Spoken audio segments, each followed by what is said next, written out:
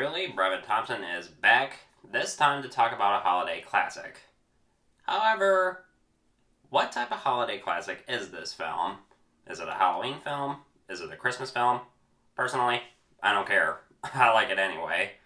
And that film is The Nightmare Before Christmas, directed by Henry Selick and produced by Tim Burton. Henry Selick is credited as director, even though the title says Tim Burton's Nightmare Before Christmas.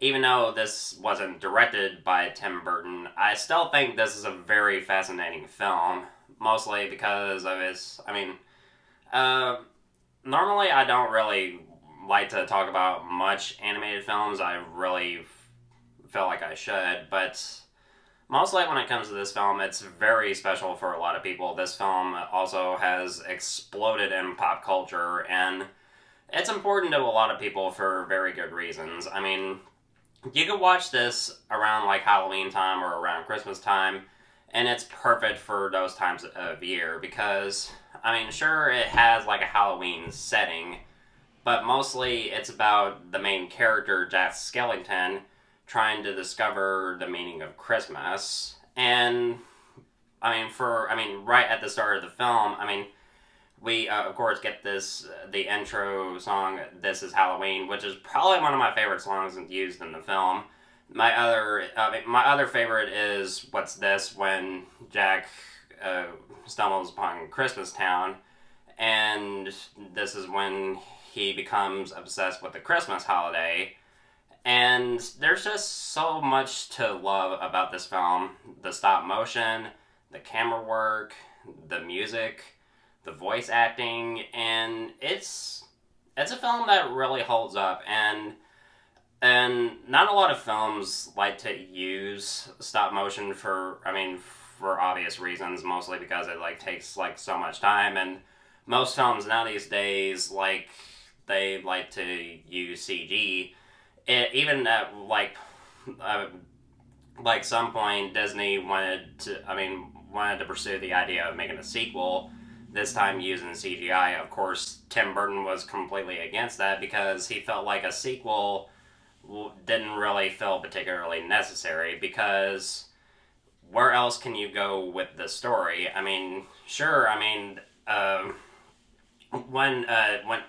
When you go to the scene where Jack stumbles upon these doorways to various towns that celebrate various holidays. They're centered around various holidays. You see the egg, which is of course for Easter. You see one for Thanksgiving. You see one for St. Patrick's Day, one for Halloween, and of course one for Christmas. So there's a doorway that has a town centered on a certain holiday, while Jack Skellington, the Pumpkin King, is the king of Halloween. So I like how they handle this character, because he's the king of Halloween. Everybody adores this guy, but he's sick and bored of doing the same thing over and over again, and he desires something different. So when he stumbles upon Christmas Town, he is just amazed and blown away. This becomes important to him, and I like how he's driven by the idea of creating his own Christmas, but he doesn't really know particularly how to execute this, because right near the end of when you get to the third act, he is impersonating Santa Claus and starts giving gifts to children, and instead of just giving them normal presents, you get he even gives a kid a present that has a shrunken head. And of course people are going to be freaked out by this. And everything about this, it's pitch perfect. It's not it's almost pitch perfect. I take that back. It's almost pitch perfect. But it's not really, it's close to being a masterpiece. I love this film, and it's just, it's a treat. What's interesting to me is that Jack has two separate voice actors. You have Chris Sarandon, who provides like the speaking voice for Jack for like large amounts of the dialogue, and you have Denny Elfman doing his singing voice, which I think is pretty interesting. I mean, you have two different people voicing this character, and I think I've been a huge fan of Danny Elfman's work ever since I first heard his music for Batman, and I still love his work. I love his work on this as well as Beetlejuice, as well as the first two Spider-Man films. While Spider-Man 3 was was composed by Christopher Young, and I mean most of his work I really respect. It's just amazing to listen to. It's just like, God, Danny Elfman's music is amazing. He's one of my favorite composers in film, right next to John Williams. And what he does with this film, with the music, I mean, both the score and the soundtrack, it's just. It's a gem. It's a gem. And when it comes to the character of Sally, voiced by Catherine O'Hara, she is amazing. And her story is a little bit tragic in some ways.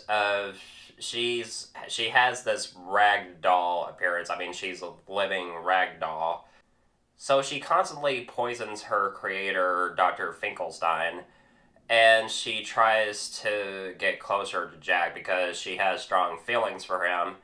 And when she sees that Jack is so fascinated by the Christmas holiday, she gets this premonition that his Christmas isn't really gonna particularly end well. So she tries her best to like say, you know what, Jack, this is probably not the best idea, and she deeply cares for him. And one scene that always just gets me right here is you see Sally see Jack singing about like how he's sick of doing the same old thing for Halloween, and how he desires something new, and she understands what he's feeling. And when she sees Jack becoming obsessed with the Christmas holiday, and she's like, Jack, you're the Pumpkin King. You're not this. And Jack, I mean, his intentions are noble, at least, but he doesn't really 100% understand what Christmas really is. It goes so far as to have these three kids kidnap Santa Claus and take him to Oogie Boogie, who is, you could say he's probably the main villain of the film. And I really like this character. I just wish that he had like a little bit more screen time. The running time of the film has always been a big issue for me. I mean, uh, it's 76 minutes long, and you could say that that's pretty short. I mean, the length of a movie should be as long as it needs to tell the story. I think it would have been. I think it would have been. I think it would have benefited the film if it were longer. I mean, that's. I mean, you could say that that's a minor nitpick, but I just like to be honest. And when we get to the third act, where we get Jack, like I said, he'll later be impersonating Santa Claus.